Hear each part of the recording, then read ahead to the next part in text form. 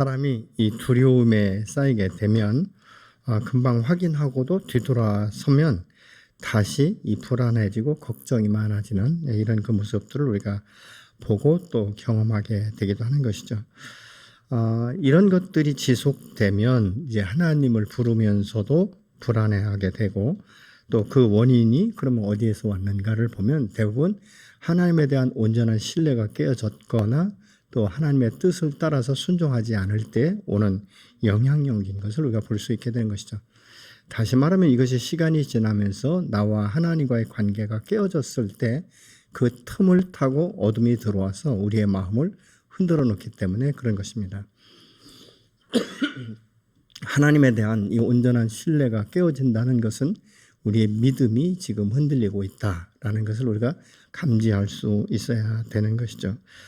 특히 하나님과의 이 관계가 깨어지면 이 불안해지고, 사람과의 관계가 깨어지면 외롭고 이 소외된 느낌을 갖게 되기 때문에 사람이 안정감을 잃어버립니다. 특별히 이 자신과의 관계가 깨어지면 허무감을 느끼게 되고 결국은 자신의 정체성에게까지 이 영향력을 미치기 때문에 내가 누구인지, 어디로부터 왔는지, 어디로 가는지, 무엇 때문에 이 세상을 살아가는지, 삶의 목표와 삶의 지향성, 이 방향성마저도 우리가 흔들리기 때문에 이 마음에 이 동요가 되는 것이죠. 요동이 치기 때문에 어딜 가도 안정감을 갖지 못하고 무엇을 해도 불안해하는, 무엇을 해도 승리한다는 이 확신을 잃어버리게 되는 경우가 종종 있게 되는 것을 우리가 보게 되는 것이죠. 그래서 우리가 하나님 앞에 나아가서 기도할 때도 사실은 하나님과의 관계를 이 관계가 좋아지면 이 관계를 따라서 영향을 받게 되는데, 하나님의 자녀로서의 정체성이 확실해지면 하나님 앞에 나아갈 때도 굉장히 당당하게 나아가서 아주 친밀한 관계로 아버지에게 질문하는, 그리고 아버지의 음성을 듣는, 아버지의 뜻을 구분하고 분별할 수 있는 이 지혜를 달라고 기도할 수 있기 때문에 우리가 이 세상을 살아갈 때 조금만 이나마 우리가 허비하는 시간, 헛된 시간을 보지 않는 이런 삶을 우리가 살아가게 되는 것이죠. 친밀하다는 것은 무엇이죠? 대화하지 않아도, 얼굴만 보아도 안정감을 갖게 되는 것이고, 대화하지 않아도 함께 있는 것으로도 우리가 만족해 할 수 있지 않습니까? 때로 내가 고통스럽고 힘들 때 내 곁에 정말 내가 사랑하고 내가 의지할 수 있는 한 사람이 내 곁에 와서 손만 잡아줘도 우리의 마음이 풀어지는 것들을 보게 되는 것이죠. 그래서 우리가 이 주님 앞에 깊이 관계한 사람들은 기도할 때 특별하게 기도하는 것이 아니라 속삭이듯이 정말 아주 친밀하게 이렇게 때로는 질문하고 또 그것에 대해서 대답하고 하는 이런 시간들을 가질 수 있는데, 이것은 하루아침에 어느 날 갑자기 이루어지는 것이 아니라 우리가 반복적인 이 기도의 습관, 기도의 삶을 통해서 훈련되어질 때 오게 되는 줄로 믿습니다. 열왕기상 18장 25절 이하에서도 보면 이 엘리야가 이 바알 선지자들과 누가 믿는 신이 정말 살아있는 신인가 이 대결을 하는 것을 우리가 잘 알고 있지 않습니까? 바알 선지자들에게 먼저 주도권을 줬을 때 그들이 한나절이 넘도록 주문을 외우듯 하고, 심지어는 하다 안 되니까 자기의 몸에 상처를 내면서까지 자기들의 신을 부르지만 그들의 신은 끝까지 응답하지 못하는 경우를 우리가 보게 됩니다. 오늘 많은 이 샤머니즘적이나 우상을 섬기는 사람들도 그 우상을 대상으로 해서 얼마나 많은 수많은 공을 들이고 기도하는지 모릅니다. 그러나 그 기도가 어디에 어떤 목적을 가지고 달성되는지, 누가 그 기도를 듣고 응답하는지에 대해서는 아무도 모르는 이런 이 상태에서도 그냥 그렇게 하다 보면 지성이면 감천이겠지 하는 이런 마음을 가지고 기도한다는 것이죠.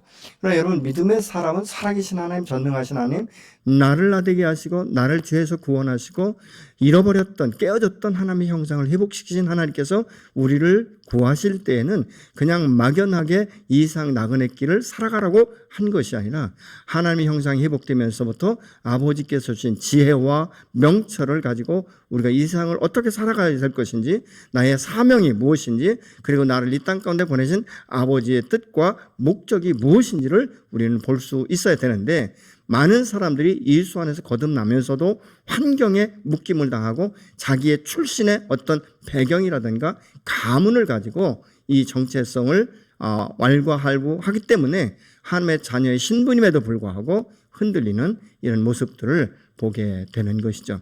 왜 그렇게 흔들리고 있는가? 자기가 하나님에 대한 온전한 신뢰를 알기 위해서 말씀을 주야로 묵상하지 아니하고 기도를 바로 하지 않기 때문에 이런 현상들이 오는 것이죠.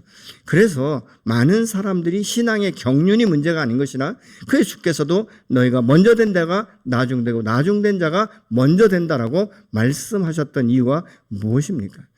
여러분, 우리가 학교를 다녀도 마찬가지 아니겠습니까?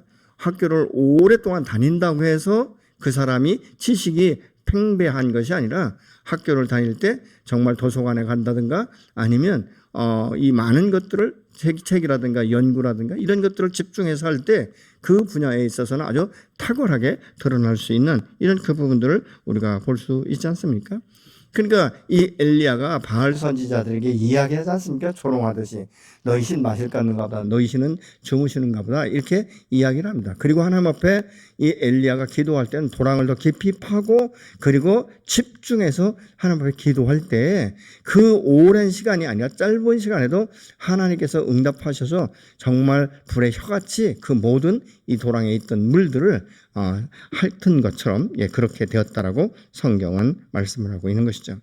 우리가 그래서 기도할 때는 분명한 대상이 누구인지를 먼저 알아야 되고 그분과 나와의 관계를 알아야 되는 것이고 내가 그분에 대한 신뢰가 얼만큼 있는가 이런 부분에 대해서 때로는 점검할 필요가 있는 것이죠. 기도할 때도 우리가 많은 기도를 중언부언하는 것 이것보다도 오히려 정말 하나님의 음성과 뜻을 분별하면서 가능하면 하나님의 언약의 말씀을 붙들고 그분께 의지해서 성령에 의지해서 우리가 기도할 때 그 주의 도심으로 말미암아 그 모든 것들이 명명백하게 드러나면서 우리 마음 가운데 확신을 갖게 되는 이런 역사들이 일어난 줄로 믿으시기 바랍니다. 우리 잘 아는 대로 사무엘에 보면 이 한나가 정말 입을 달싹거리며 얼마나 많은 눈물과 이 애통함을 가지고 기도합니까? 심지어는 엘리 제사장이 너 술 취했냐라고 말할 정도지 않습니까? 그러나 그가 응답을 받고 나서 임신하지 않았는데도 불구하고 바로 이 마음이 평안해지고 기쁨으로 이 돌아가는 이 모습을 우리가 성경을 통해서 볼 수 있게 되는 것이죠. 이 엘리야는 그렇기 때문에 열왕기상 18장 32절 이하에 보면 여호와의 이름을 의지하면서 단을 쌓고 도랑을 팠는데 37절로 38절의 말씀을 보시면 여호와여 내게 응답하소서 내게 응답하소서 이 백성에게 주 여호와는 하나님이신 것과 주는 그들의 마음을 되돌키심을 알게 하옵소서 하며 이에 여호와의 불이 내려서 번제물과 나무와 돌과 흙을 태우고 또 도랑의 물을 핥은지라 이렇게 분명하게 말씀하고 있지 않습니까? 이 엘리야가 기도한 목적이 무엇입니까? 단순하게 바알 선지자들을 죽이기 위함이 아니지 않습니까? 여호와여 내게 응답하소서 이 백성에게 주 여호와는 하나님이신 것을 그들이 알게 하옵소서. 왜요?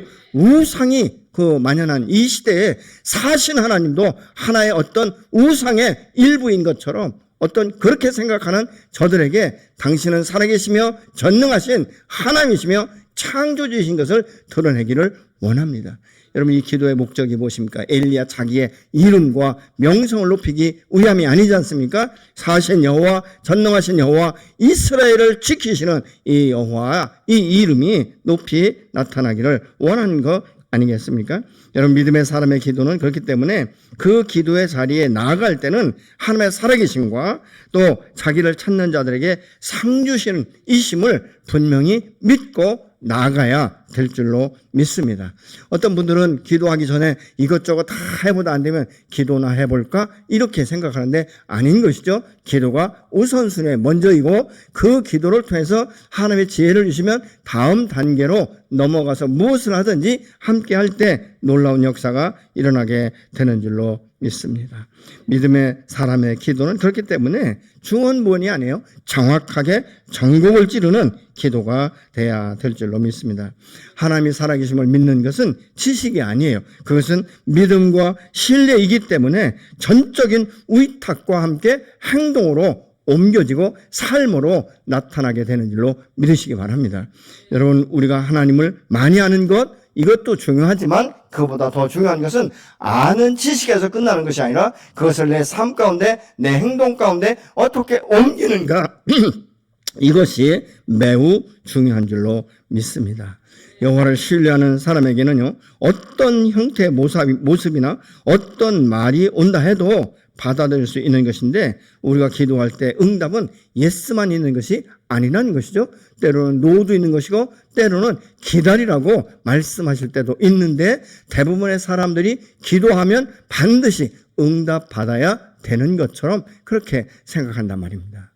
여러분, 우리가 아브라함은 믿음의 조상이고 모든 복의 근원이라고 말씀하셨고 너로 인해 천하 만민이 복을 얻게 될 것이라고 분명히 말씀하고 있습니다. 그럼에도 불구하고 아브라함의 한 민족을 이루기 위해서 약속의 씨를 받기까지는 25년이라는 이 시간을, 기다림의 시간, 인내의 시간, 그러면서 자기 안에 있는 이 불신의 벽들을 완전하게 제거하고 여호와 하나님께서 말씀하실 때 그 말씀대로 이루어진 것을 경험하고 그 이삭을 통해서 또다시 믿음의 조상으로 세워지고 그 다음 세대까지 계속적으로 흘러간 모습들을 우리가 볼 수 있게 되는 것 아니겠습니까? 오늘 여러분의 기도와 여러분의 눈물과 여러분의 땀은 결코 헛되지 않는 줄로 믿으시기 바랍니다. 하나님의 때가 되면 반드시 이루시고 주님의 영광을 드러내게 될 줄로 믿습니다. 때로는 노라고 말씀하시는 것이 우리를 유익하게 하는 응답일 수 있는 것입니다. 때로는 기다리는 그 시간이 지루하고 정말 내가 인내하기가 너무 어렵다 할지라도 그 기다리는 시간 동안 하나님은 나를 만들어 가시고 하나님께서 내게 주시는 축복과 언약의 말씀을 감당할 수 있는 그릇으로 만들어가게 되는 줄로 믿으시기 바랍니다. 여러분, 하나님이 아무리 큰 것을 주기를 원하신다 할지라도 내가 받을 수 있는 그릇이 적으면 그 큰 것을 어떻게 받아 누릴 수가 있겠습니까? 큰 그릇을 준비할 수 있도록 오늘 또 저와 함께 역사하시는 이 하나님의 살아계심과 전능하심을 우리가 느낄 때 우리 안에 전율이 일어나지 않겠습니까? 흥분이 되지 않겠습니까? 야, 하나님께서 내게 이렇게 말씀하시고 하나님의 때가 되면 반드시 내가 상상할 수 없는 정말 기적이 상식이 되어지고 현실이 되어지는 이런 역사를 일으키신다는 것을 우리가 볼 수 있지 않겠습니까? 여러분, 구원받는 것이 이 요나 같은 경우는 느느웨 성에 가서 외치라고 말할 때 그는 알았어요. 내가 가서 외치면 이 느느웨 성 사람들이 회개하고 돌아올 것을 알았어요. 하나님께서 그들을 구원하기 위한 목적인 것을 알았어요. 그런데 인간적으로 그게 싫은 것이죠. 너무 싫은 거예요. 왜? 옛날에 이 아수르에 의해서 이 북이스라엘이 멸망당했기 때문에 그런 일이 일어난 것 아니겠습니까? 원수의 나라, 이 적국의 나라는 멸망에 마땅한데 여호와 하나님께서 왜 이렇게 말씀하시는가? 그게 자기의 마음으로 용납할 수 없는 것이기 때문에 그런 것이죠. 그러나 다시스로 도망가던 그가 어쩔 수 없이 다시 하나님 손에 붙들려서 이 느느웨 성에 가서 외치는 이 모습을 볼 수 있지 않습니까? 그리고 그들이 회개하고 돌아올 때 마음은 상했지만 주님은 그들의 영혼이 얼마나 소중한지에 대해서 이 요나에게 말씀하시는 것을 우리가 볼 수 있게 되는 것이죠. 하나님의 사랑은 얼마나 끈질긴지 모릅니다. 우리가 뭐 끈질기게 이게 아니에요. 하나님의 사랑은 끈질기기 때문에 한 번 잡힌 바 된 사람들은 그 손에서 누구도 뺏을 자가 없고 내가 손을 놓는다 할지라도 하나님은 나를 붙들고 계시고 새롭게 세우시고 주의 영광을 드러내시는 줄로 믿으시기 바랍니다. 하나님의 사람은 하나님께서 우리를 각자를 오늘 또 용사로 세우시기를 원하시는 줄로 믿습니다. 우리가 신앙생활 평생 하면서도 아버지의 뜻을 한 번도 알지 못하고 기도의 응답을 받지 못하는 이 우를 범한다면 이것보다 억울한 게 어디에 있겠습니까? 저는 뭐 우리 가정에 대대로 샤머니즘적이고 뭐 전송부담까지 있다 그러고 말하지 않습니까? 근데 우리 어머님의 마음 가운데요, 막 뭐 아프고 자식들이 아프고 할 때 이 무당이 와서 딱 구슬하고 딱 나면요, 마음이 굉장히 안정감을 얻으셨어요. 근데 사실 그게 제가 예수 믿고 나니까 그 안정감을 얻을 수 있는 것이 아니었어요. 그럼에도 불구하고 이 구슬 통해서 신이 이 문제를 해결하겠구나, 아들을 치료하겠구나, 이런 막연하게나마 이런 이 마음을 갖게 되니까 바로 안정감을 갖는, 이런 정말 어떻게 보면 어리석고 어떻게 보면 웃지 못할 일이지만, 여러분 샤머니즘적인 이 무속신앙을 가진 사람들도 한 번 그렇게 할 때 마음의 안정을 갖는다면, 사실 하나님 전능하신 여호와 나를 죄와 사망의 권세에서 완전하게 건지셔서 생명으로 옮기시고 너는 나의 아들이며 딸이라고 말씀하시는 하나님께서 우리의 인생을 책임지시지 않겠습니까? 우리가 주님 앞에 나가 무릎을 꿇을 때 기도의 방법을 가르쳐주지 않으시겠습니까? 기록된 언약의 말씀들을 누구는 선택해서 들으시고 누구의 기도는 안 들으시겠습니까? 우리가 얻지 못하는 것은 무엇입니까? 구하지 않기 때문에, 바람이 없기 때문에, 소망을 갖지 않기 때문에, 끝까지 신뢰하는 믿음이 없기 때문에 그런 것 아니겠습니까? 주님은 오늘 또 한 영혼을 천하보다 더 귀하게 여기시는 줄로 믿습니다. 그래서 우리가 가족구원의 이 기도 제목은 평생 우리가 해야 되는 것이에요. 내가 죽는다 할지라도 내 사후에도 내 자녀들이 반드시 예수 믿고 구원받아서 다음 세대까지 연결할 수 있는 축복의 통로가 돼야 되는 것 아니겠습니까? 그래서 우리가 기도하는 것이죠. 하나님이 한번 선택한 백성은 영원토록 지키시고 보존하시는 줄로 믿으시기 바랍니다. 이사야 41장 8절에 보니까 나의 종 이스라엘아, 내가 택한 야곱아, 나의 벗 아브라함의 자손아, 이렇게 말씀하고 있는 것이에요. 그들이 그 수위에 올라갔는가? 그렇지 않은 거예요. 그들이 믿음이 없었어요. 그럼에도 불구하고 여호와 하나님께서는 이사야 41장 8절에 이렇게 말씀합니다. 나는 너를 기억할 때 내가 택한 야곱 이스라엘이면서 나의 벗이다 라고 말씀하고 있지 않습니까? 나의 벗 아브라함의 자손이라고 말씀하고 있는 것입니다. 하나님의 택하시고 벗이라고 칭하시면서 아브라함 자손이라고 부르시는 이 하나님이 온전히 신뢰된다면 우리가 두려워할 것이 무엇이 있겠습니까? 뿐만 아니라 이사야 41장 10절에 보면 하나님께서 찾아오셔서 말씀하잖아요. 두려워하지 말라. 왜요? 이스라엘 백성이 두려운 마음을 갖고 있기 때문에 여호와 하나님께서 먼저 찾아오시는 거예요. 그러면서 두드리시는 거예요. 야, 너 두려워하지 마. 왜 그렇게 두려워하니? 내가 있지 않느냐? 나는 나의 벗 아브라함의 자손이 너를 지금도 눈여겨보고 있고 너를 붙들고 있다라고 말씀하시는 거예요. 그래서 여호와 안에, 하나님 안에 있는 이 자녀들은 두려워할 필요가 없는 거예요. 그럼에도 불구하고 어떤 분들은 밤새 두려워하고 근심과 걱정과 염려가 끊이지 않는 이런 모습을 볼 수 있지 않습니까? 그러니까 이런 사람들의 영혼은요, 이런 사람들의 육체적인 건강은 피곤한 거예요. 왜요? 두려움과 근심과 걱정과 염려는요, 엄청난 에너지를 뺏어갑니다. 밤잠을 이루지 못하면 몸이 바싹바싹 마르지 않습니까? 그래서 남들이 알고 뭐라고 하니까 집사님 무슨 고민이 있으세요? 이렇게 질문하지 않습니까? 내가 아무리 숨긴다 할지라도 외적으로 다 드러나기 때문에 무슨 고민이 있는가? 이렇게 질문하게 되는 이런 모습을 볼 수 있지 않습니까? 왜 근심과 두려움과 걱정과 이 염려가 내 안에 붙어 있습니까? 내가 주인되기 때문에 그런 거예요. 분명히 예수님은 말씀합니다. 수고하고 무거운 짐 지닌 자들아 다 내게로 오라. 그리고 너의 짐을 내게 달라라고 말씀하고 있는 것이죠. 그런데 이 짐을 놓지 못하는 거예요. 여러분, 자식 위해서 걱정? 여러분, 한순간에 내가 먼저 없어질 수도 있는 거예요. 어떤 부분에서는 걱정하는 시간에 기도를 하면 우리 마음 가운데 평안이 옵니다. 안정감이 옵니다. 확신이 옵니다. 왜요? 성령이 내 안에서 역사하시기 때문에. 내가 근심하고 걱정하고 고통당할 때 말할 수 없는 탄식으로 중보하시는 주님이 하나님 우편에 계시다는 확신을 갖는다면 어떤 우겨쌈을 당한다 할지라도 우리가 이것을 이길 수 있는 것이죠. 근데 제가 신앙생활하고 또 목회를 하다 보니까 대부분의 사람들이 7분응선까지는 올라가는 것 같아요. 어느 정도는 올라가는데 한 고비만 넘어가면 되는데 이 한 고비를 넘지 못해서 다시 미끄러져 내려오는 이런 우를 범하는 것 같습니다. 모세가 이 시내산에서 하나님으로부터 이 율법을 받기 위해서 올라갔을 때 밑에서 기다리다 안 되니까 이 송아지상을 만들고 춤을 추는 이런 모습을 우리가 볼 수 있지 않습니까? 조금만 더 기다리면 이 모세가 하나님의 율법, 하나님의 말씀을 받아서 가지고 내려올 수 있었는데도 불구하고 그들이 그 시간들을 참지 못하는 이 모습을 볼 수 있게 되는 것 아니겠습니까? 여러분, 하나님에 대한 신뢰가 얼마나 있으십니까? 여러분, 기도한 것이 그대로 이루어질 것을 확신하십니까? 그렇다면 우리는 확신한다면 더 이상 그것에 대해서 염려하거나 근심하거나 두려워하거나 묶일 필요가 없는 것 아니겠습니까?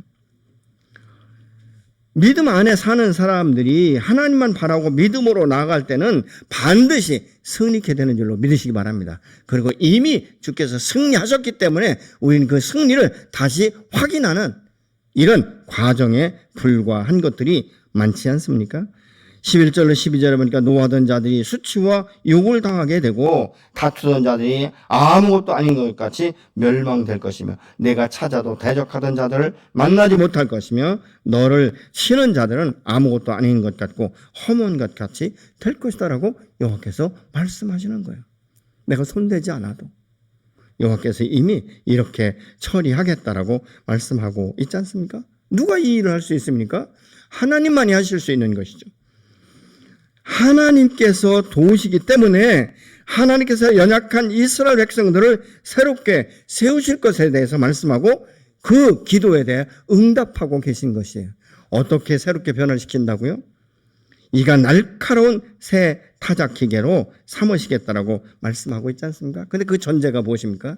너 지렁이 같은. 지렁이는 무엇입니까? 아무런 힘도 없어요. 능력도 없어요. 스스로를 보호할 수 있는 이런 지혜도 없는 것 같아요. 그래서 우리가 땅을 파다 지렁이가 나오면 어떻게 도망가고 숨고 이런 것도 없지 않습니까? 심지어는 군뱅이는 굴르는 재주라도 있다고 말하는데 지렁이는 그런 것이 없지 않습니까? 어떻게 보면 아무것도 아니고 미물 같고 능력도 없고 힘도 없고 무가치한 것 같은 이스라엘 백성들을 여호와의 손에 잡히니까 여호와 하나님께서 약속하신 백성이며 택한 족속으로 세우시기 때문에 내가 너희를 새롭게 세우리라고 지금 말씀하고 있는 것이죠. 하나님 손에 잡힌 바 되고 그 능력이 입히운 바 되면 이 세상 가운데 능치 못함이 없는 것을 믿으시기 바랍니다. 원수의 목전에서 상을 베푸시는 분이 바로 여호와 하나님이시며 마귀의 계계를 파쇄시키는 것도 하나님이신 줄로 믿으시기 바랍니다. 그래서 우리가 어둠과 대적하거나 귀신을 대적할 때 예수의 이름으로 명령하는 것 아니겠습니까?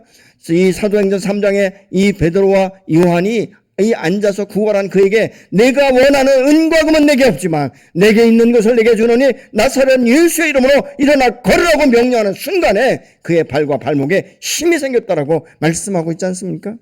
우리가 아무것도 가진 것 없다 할지라도 때로는 학벌이 딸린다 할지라도 때로는 내가 신앙의 연조가 없다 할지라도 사신 여호와 전능하신 여호와는 내 하나님이며 내 아버지시며 내 편이시며 오늘도 성령이 내주하셔서 나와 함께 동행하신다면 내 입술의 말씀은 예수의 이름으로 대언될 때 그대로 일어난 역사가 나타나게 되는 줄로 믿으시기 바랍니다.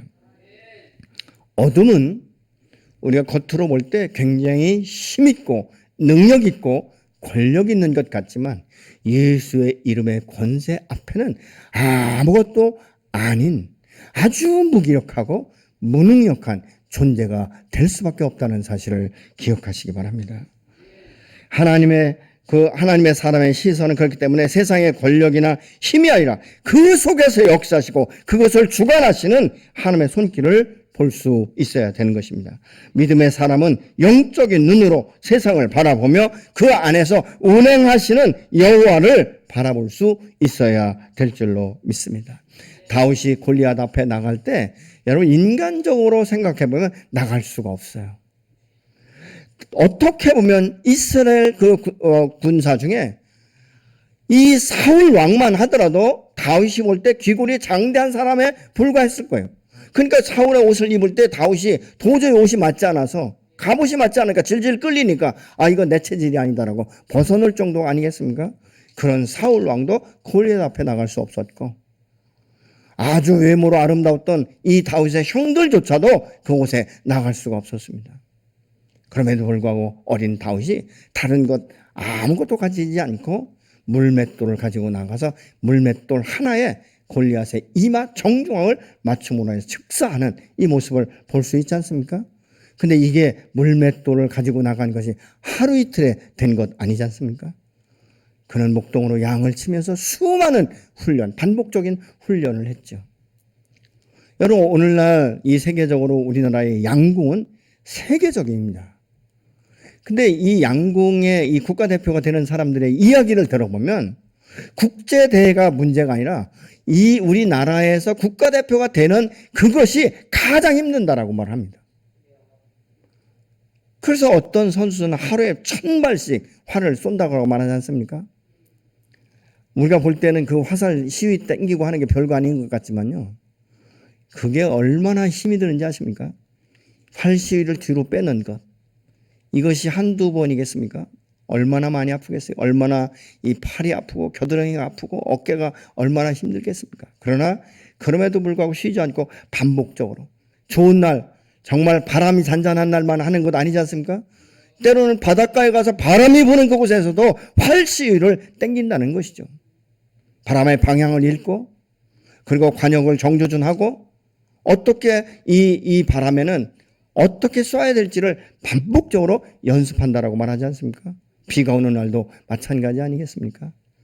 우리는 어떻습니까? 비가 오면 다 비를 피해서 들어가지 않습니까? 그러나 그 선수들은 그 비를 맞으면서 화살을 쏜다는 거예요. 왜요? 그것이 반복적인 훈련이 되어야 하기 때문에. 그래서 어떻게 보면 딱 그 앞에 설 때는 벌써 마음 가운데 정조준의 마음이 있고 관역을 향한 아주 눈이 집중하는 이 날카로운 눈으로 바라보는 것을 볼 수 있지 않습니까? 여러분, 관역이 멀수록 어떻습니까? 화살 시위를 더 뒤로 당겨야 되는 것 아니겠습니까? 얼마나 힘이 들겠습니까? 그리고 호흡을 멈추고 화살을 날립니다. 바람결을 뚫고 나가게 하는 것 아니겠습니까? 빠르게. 그래서 이 관역에 적중할 수 있도록. 여러분, 우리가 기도하는 것도 마찬가지죠. 기도할 때는 정신을 똑바로 차리고 집중하고 하나님의 말씀을 가능한 붙들고, 그래서 그렇게 되기까지는 많은 훈련의 시간들이 필요하다는 것이죠.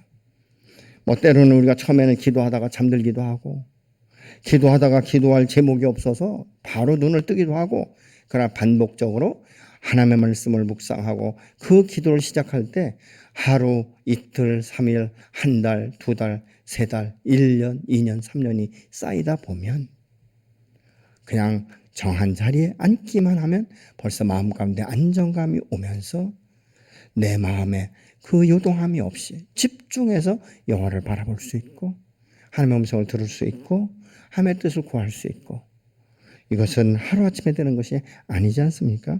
지속적으로 반복적으로 하는 것이죠. 이것은 평소에 기도하면서 주의 음성을 듣기에 집중하는 훈련이 필요한 것입니다. 하나님의 음성을 듣고 그 말씀을 의지해서 나갈 때 그 기도는 굉장히 파워풀하고 전곡을 찌르는 기도가 되어서 빠른 응답과 함께 능력 있는 기도가 되는 줄로 믿습니다. 우리가 하나님 앞에 나가 많은 시간들을 잠잠히 기다리고 인내하면서 음성을 듣는 것은 가장 정확한 또 중보 기도가 되기도 하는 것이죠. 이 중보 기도를 통해서 하나님의 뜻을 이루기도 하고 하나님의 마음에 합한 기도가 되기 때문에 그런 것입니다. 이번 월요일 날 저희 이제 아들 결혼시켰기 때문에 이 대전에 있는 저희 동기 목사들을 만나서 함께 식사를 제가 접대를 하고 많은 이야기를 하는데, 이 대전에 있는 이 동기 목사들이 거의 다 개척을 했어요. 저보다 한 10여 년 먼저 개척을 했죠. 근데 개척한 이야기들을 하기 시작하는 것이죠. 참 무지하기도 했다. 내 돈도 없고 아무것도 가진 것도 없고 그때 할 수 있는 것은 기도밖에 없어서, 어떤 분들은 여러 가지 이야기야. 자기 기도하다가 너무 힘들어서 21일밖에 하지 못했고 30일은 엄두도 못 냈고 뭐 이런 이야기들을 다 하면서 이구동성화라는 이야기가 그거예요. 가진 것 없고 줄 것 없고 그러다 보니까 오직 하나님밖에는 의뢰할 길이 없어서 얼마나 많은 시간들을 기도하고 얼마나 많은 눈물을 흘렸는지 모른다라고 거의 다 이구동성으로 말하는 것을 우리가 들을 수 있고 볼 수 있었습니다. 왜 우리가 목회자들이 개척할 때 기도밖에 할 수 없는가? 다른 것도 많이 있을 수 있겠죠. 그러나 그 기도를 통해서 자기를 다시 한번 바라보고 자기의 죄악들을 드러내고 오직 하나님만을 바라볼 수 있는 이 믿음의 시선, 이 믿음을 집중시키기 위한 하나의 기도의 과정인 줄로 믿습니다. 여러분, 우리가 마찬가지죠. 때로는 우리가 정말 이 세상 가운데 너무 힘들면 금식하며 기도할 수 있는 것이죠. 3일이 될 수 있고 일주일이 될 수 있는 것이고 한 달이 될 수도 있는 것입니다. 여러분, 기도는요, 하면 할수록 그 깊은 맛을 알 수 있어요. 어떻게 보면 굉장히 숨겨진 이 어떤 묘미를 맛보아 알 수 있는 것이 기도의 비밀인 것입니다. 우리가 하나님 앞에 나가 기도할 때 그래서 적극적인 기도가 필요한 것이죠. 창세기 18장에 아브라함은 소돔 고모라 성이 멸망한다는 말을 듣고 자기 조카 롯을 기억하며 50인에서 10명까지 내려가는 모습을 볼 수 있지 않습니까?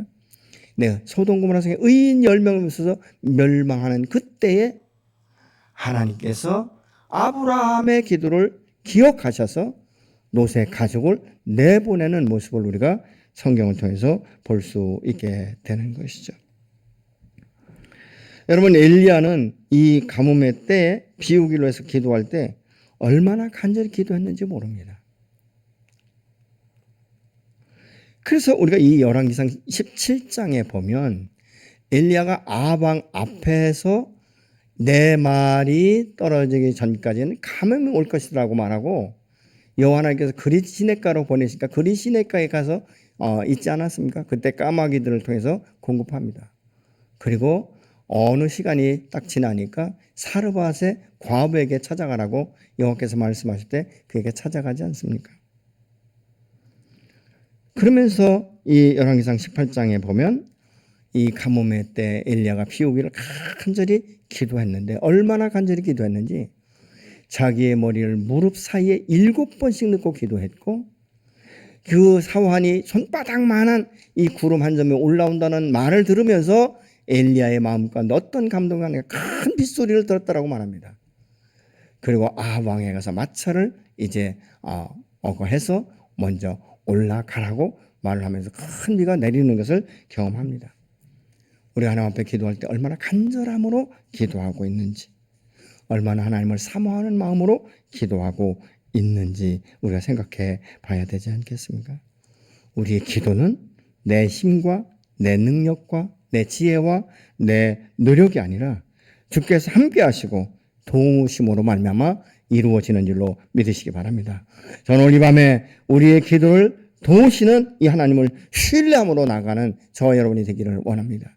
이가 날카로운 타작기가 되어서 산을 부스러뜨리고 작은 산을 정말 겨와같이, 이 말은 무슨 말이냐면요, 그 거대한 이 원수, 거대한 것들도 완전히 갈아버려서 지렁이같이 능력도 없고 무능력하고 자기 보호도 안 되는 이 이스라엘이 여호와의 손에 잡히니까, 하나님의 말씀 앞에 응답이 되어지니까 날카로운 이가 날카로운 타작기계가 됐다. 타작기계는 대개 보면 시골에서 이 탈곡할 때 쓰임받는 기계이지 않습니까? 그래서 그 안에서 알곡을 추려내는, 그리고 쭉정이를 내보내는 이런 역할들을 하는 게 바로 타작기계입니다. 그런데 이것이 완전히 겨와같이 녹아난다는 이 말은 무엇인가? 바람결에 날아가버려서 흩어져서 흔적조차도 찾을 수 없다라고 16절은 말씀하고 있지 않습니까? 여러분의 문제, 교회의 문제, 이 땅의 문제들을 우리가 하나님 앞에 나가 기도할 때 여호와의 장중에 잡혀 성령의 인도함을 따라 우리가 기도하는 이 밤이 된다면 우리의 모든 문제들은 여호와의 손에서 완전히 녹아나고 변화되고 해결될 줄로 믿으시기 바랍니다. 내 하나님은 사신 하나님, 전능하신 하나님, 내 마음도 아시고 내 환경도 아시고 내 형편과 처지도 아시는 그 하나님 앞에 우리가 나가 기도할 때 내가 중언부언하는 것이 아니라 아버지의 뜻을 따라서 주의 음성을 들을 수 있는 지혜를 우리가 구하면서 나아갈 때 하나님께서 응답하시고 우리를 통해서 이 땅 가운데 하나님의 살아계심과 전능하심을 드러내게 될 줄로 믿으시기 바랍니다. 여러분은 오늘도 하나님의 사람으로 하나님의 영광을 드러내는 산 증인의 삶이 되도록 우리 하나님께서 축복하시고 세우실 줄로 믿습니다.